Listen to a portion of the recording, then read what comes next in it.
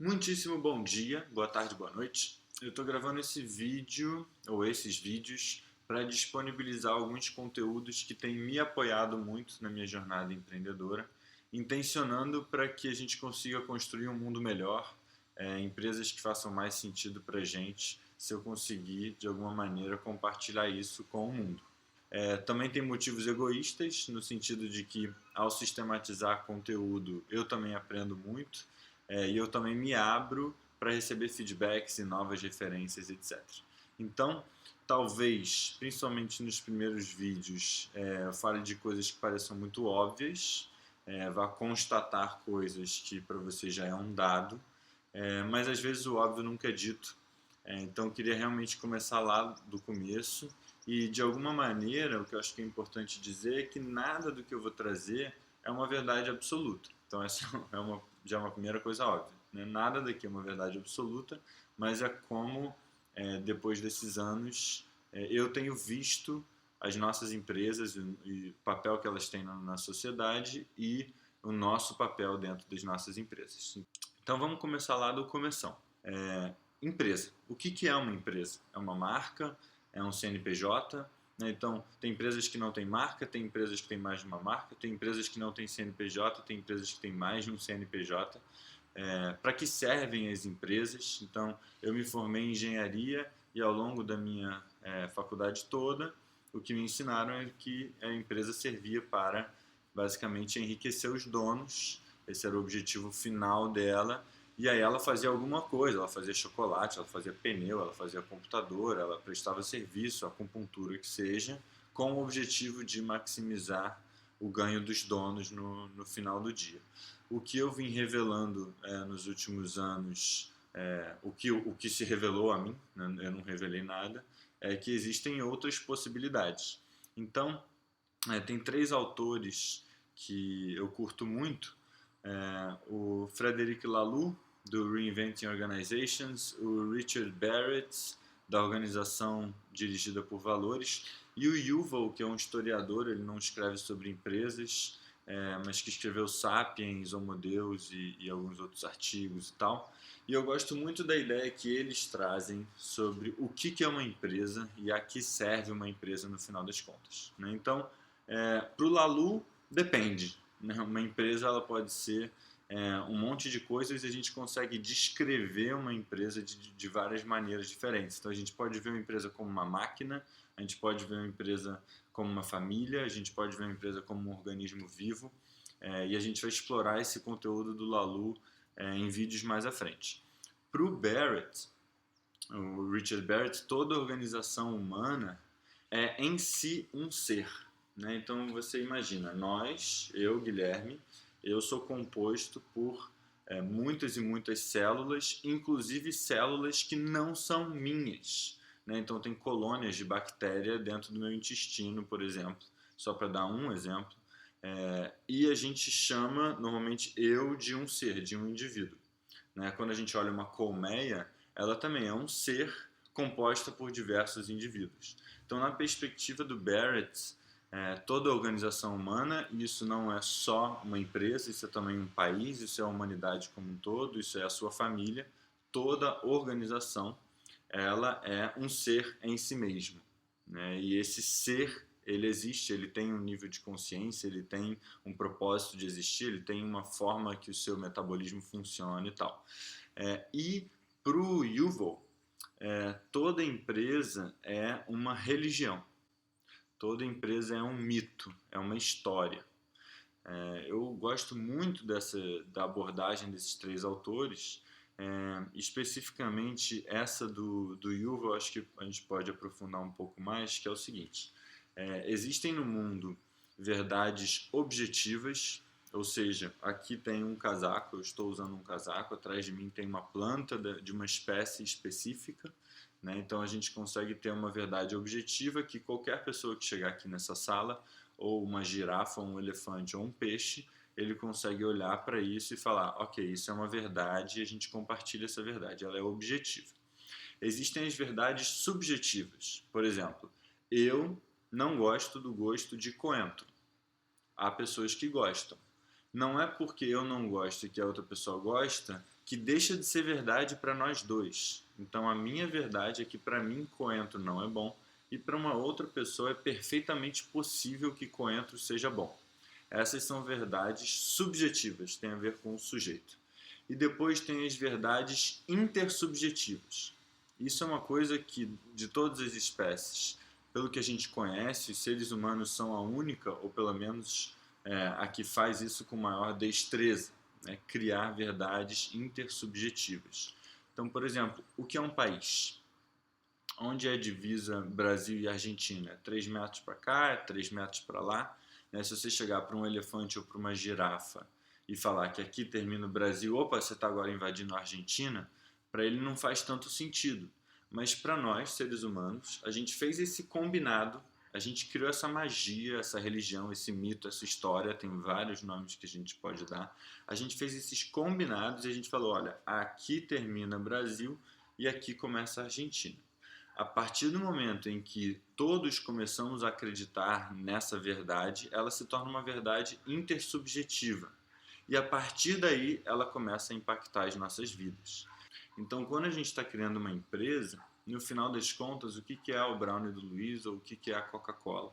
Né? Um elefante não consegue ver a Coca-Cola, pegar a Coca-Cola. Né? Mas a Coca-Cola compra terras, a Coca-Cola assina um contrato. Então, a partir do momento em que nós acreditamos que a Coca-Cola existe, isso vale para países, para direitos humanos e para um monte de coisas.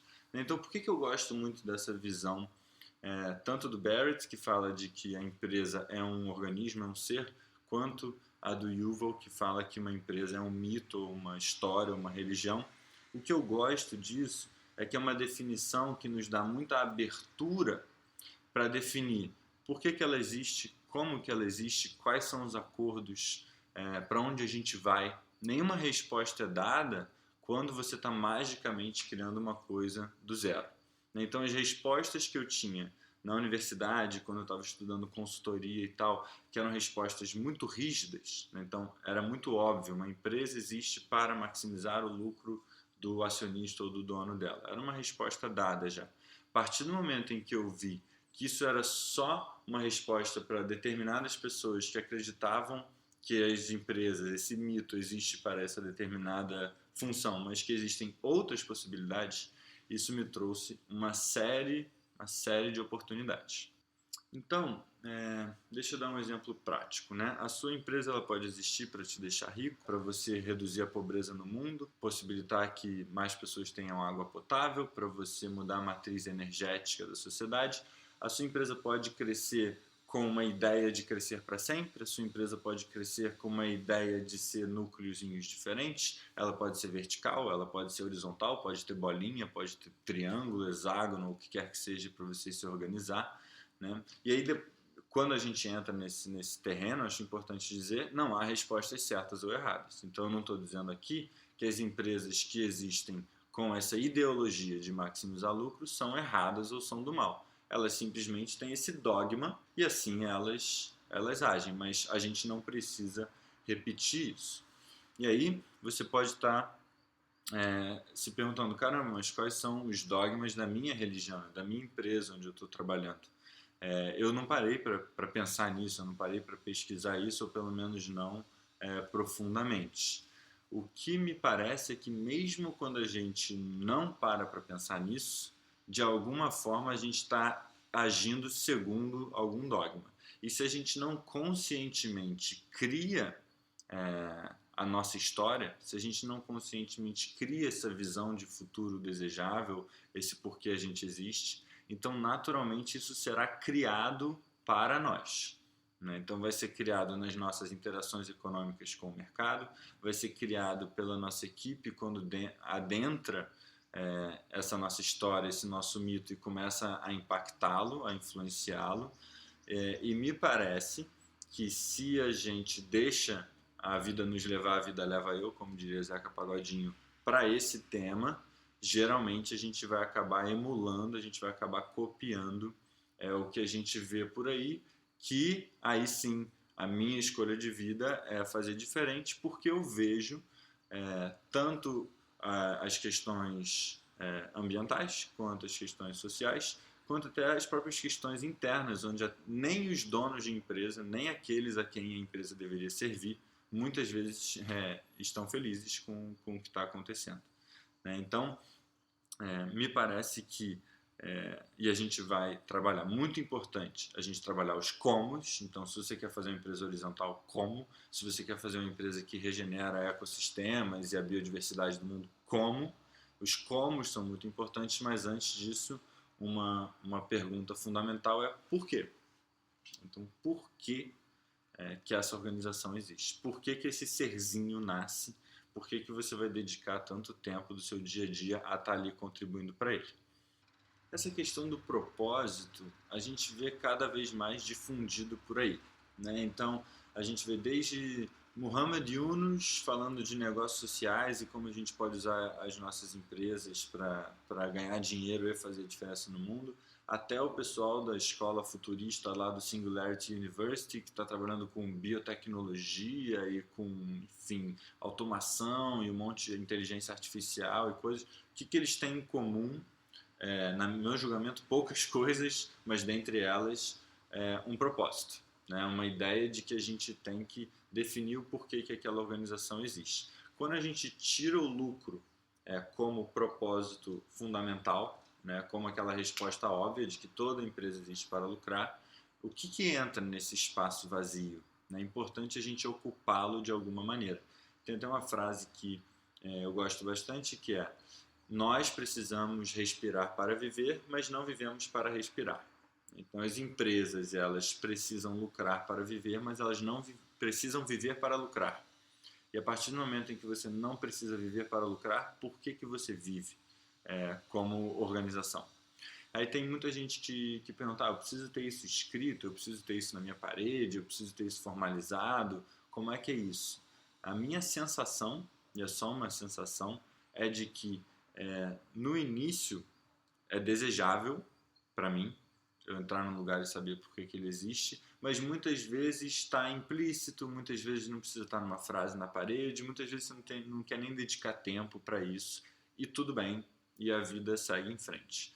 Na medida em que as organizações crescem e se desenvolvem, nas organizações nas quais eu tenho trocado, eu tenho visto cada vez mais emergir essa sensação assim de, cara, por que a gente existe? Às vezes tem muitas decisões a serem tomadas, muitas possibilidades de caminhos para seguir, todos eles parecem legais, todos eles vão dar dinheiro, mas e aí, por que a gente existe, né? Aí começa a ficar um achismo, começa a ficar muito da opinião, do que é melhor, mas melhor com base em quê?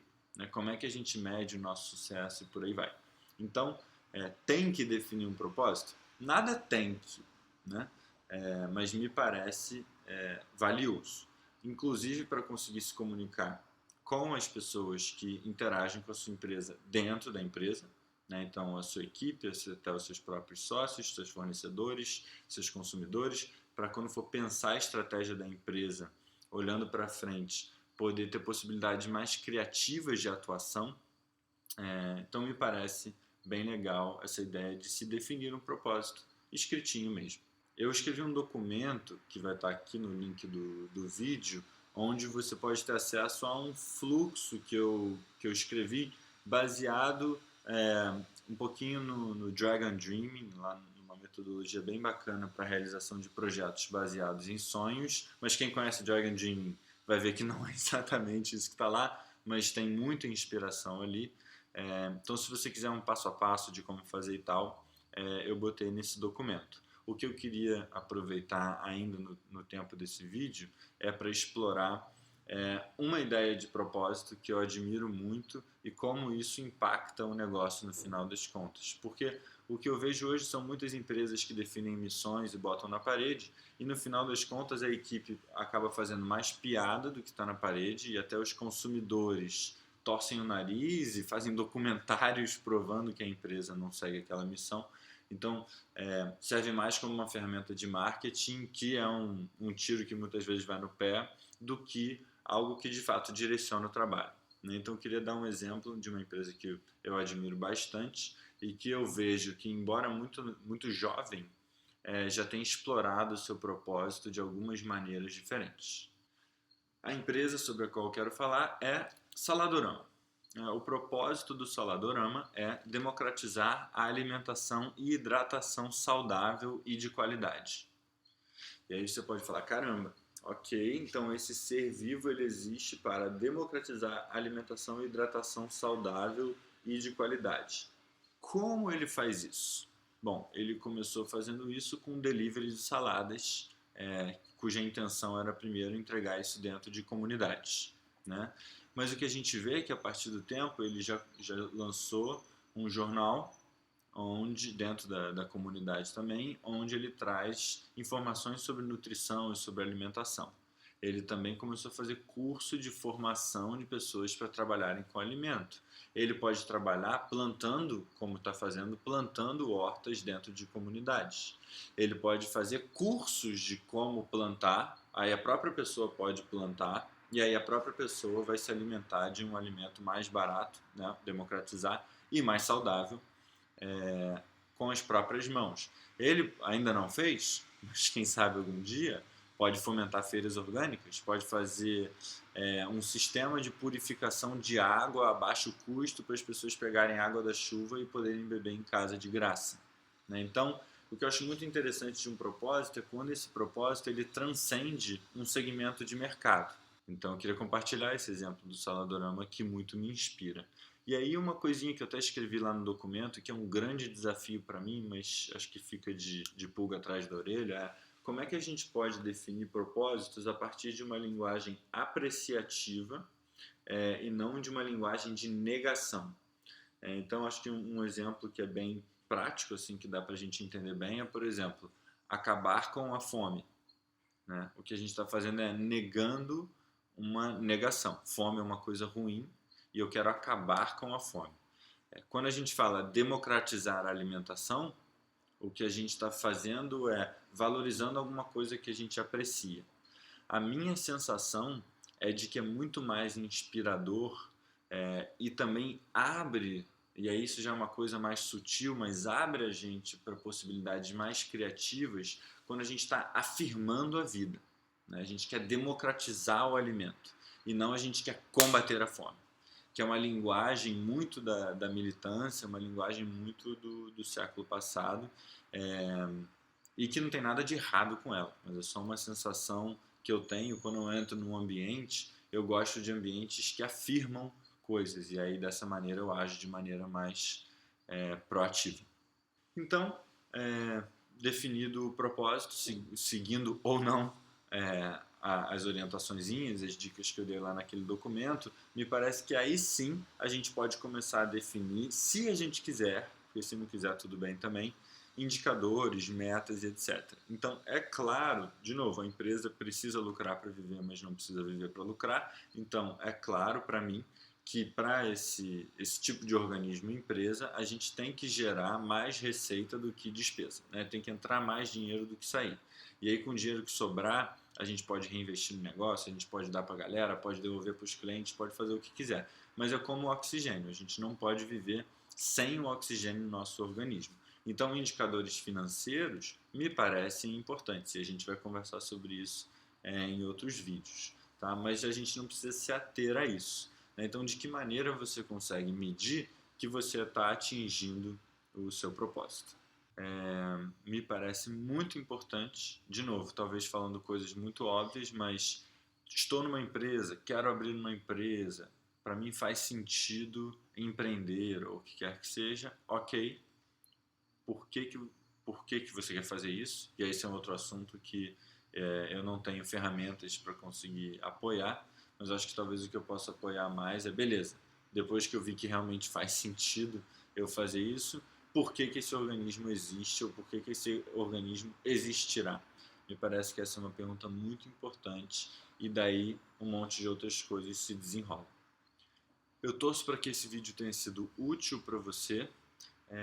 E aí, feedbacks, retornos, xingamentos, pedidos de ajuda, etc., são muito bem-vindos. Eu vou respondendo na medida em que eu conseguir cuidar disso e da minha vida também. E me digam como fica para vocês definir esse propósito e de que maneira isso afetou ou não afetou o seu dia a dia. Beleza? Muito obrigado e até a próxima.